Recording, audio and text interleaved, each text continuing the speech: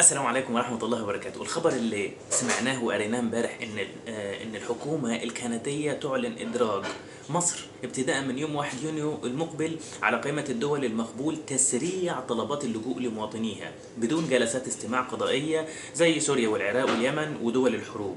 ده فتح أسئلة كتير جدا وعمل لخبطة. طب ايه اللي حصل؟ في كندا عشان تقدم على لجوء من داخل البلد لازم تكون مواطن من الدول اللي فيها حروب او انتهاكات لحقوق الانسان او اضطهاد على اساس ديني او عرقي او اراء سياسيه، وفي خوف على حياتك او حياه اسرتك لو رجعت لبلدك. الحكومه الكنديه عندها قائمه باسماء الدول اللي فيها المشاكل من النوع ده. زمان عشان تقدم على لجوء من داخل البلد الموضوع ده يمكن يطول لحد ما قاضي ينظر في ملفك، اما يقبل الملف او يرفضه. بس ابتداء من سبتمبر 2015 الحكومه الكنديه عملت قائمه باسماء بعض الدول اللي طلبات اللجوء منها يبث فيها بسرعه. موظف الهجره ممكن يقبل طلب اللجوء بدون انتظار جلسه قضائيه. بعد قبول طلب اللجوء، طالب اللجوء له الحق انه يقدم على permanent resident status اللي هي حالة إقامة دائمة، وبعديها الجنسية.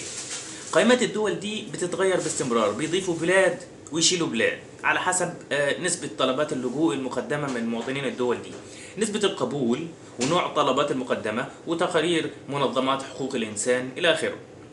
ابتداء من 1 يونيو الحكومة الكندية ضمت مصر للدول اللي بتشملهم الوثيقة دي، مع دول تانية زي سوريا والعراق واليمن وإريتريا. تمام الخبر ده، لأن ده الخبر اللي انت مستنيه عشان حال البلد بقى صعب يعني اقتصاديا وأمنيا والناس مش لاقية تاكل. كندا ما فيهاش لجوء اقتصادي، يعني حال البلد صعب أو أمنيا الحال متدهور، ده مش سبب لقبول ملفك. اللاجئ ده شخص فيه خوف على حياته وحياة أسرته لو رجع بلد الموطن نتيجة لآراء سياسية، تمييز على أساس عرقي أو ديني أو جنسي. طيب ايه شروط تقديم من مصر؟ عشان تقدم على لجوء لازم تكون خارج بلدك الأم، يعني انت لازم تكون بره مصر و... واللي الرجوع إليها فيه خطر على حياتك وحياة أسرتك. طيب لو انت جوه مصر مش هينفع تقدم. طيب ايه اللي ممكن تعمله؟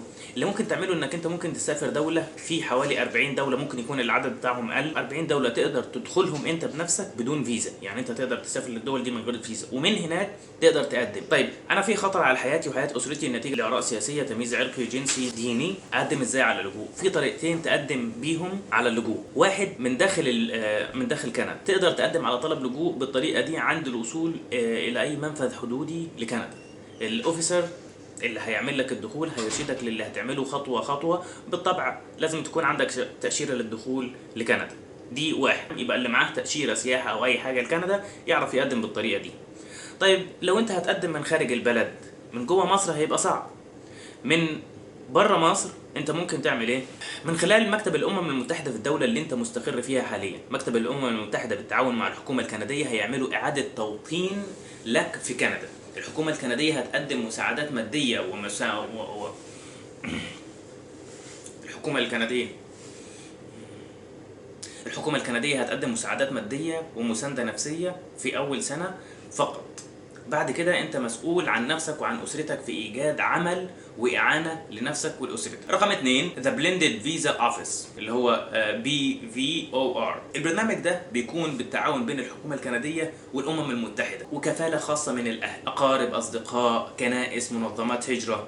الامم المتحده لازم تقبل ملف اللجوء وتقدمه للحكومه الكنديه، وعند القدوم للبلد الحكومة الكندية هتقدم مساعدات مادية ومعنوية لمدة 6 شهور فقط. بعد كده اللي التزم بالكفالة الخاصة مسؤول عن طالب اللجوء لحد ما يقف على رجليه ويستطيع إعانة نفسه وإعانة أهله وإيجاد عمل. رقم 3 الكفالة الخاصة أو الكفالة الخماسية، ودي اللي فيها مجموعة أفراد منظمات بيقدموا طلب للحكومة الكندية انهم عايزين يكفلوا شخص او اسرة. الشخص او الاسرة لازم عند التقديم يكونوا مسجلين عند الامم المتحدة كلاجئين. الحكومة في الكفالة دي غير ملزمة بأي التزامات مادية، والكفلاء مسؤولين مسؤولية كاملة عن أي التزامات مادية للمكفولين. طب إيه اللي يحصل لو طلب اللجوء بتاعك اترفض؟ لو طلب اللجوء بتاعك اترفض أنت ممكن تعمل أبيل اللي هو استئناف. لو الأبيل اترفض يبقى لازم تغادر البلد في فترة زمنية معينة يحددها القاضي. هل ممكن اطنش القرار واجب فيزا واكسرها واعيش في البلد؟ كندا غير امريكا واوروبا، السيستم بتاعها معقد جدا ومفيش طرق انك انت تشتغل من شغل تحت الترابيزه كده مفيش. فانت لو في البلد بشكل غير قانوني هتتعب جدا وهتتعامل كمجرم بطريقه مهينه. يا رب يكون الفيديو عجبكم، ولو عجبكم ارجوكم اعملوا شير ولايك وسبسكرايب. والسلام عليكم ورحمه الله وبركاته.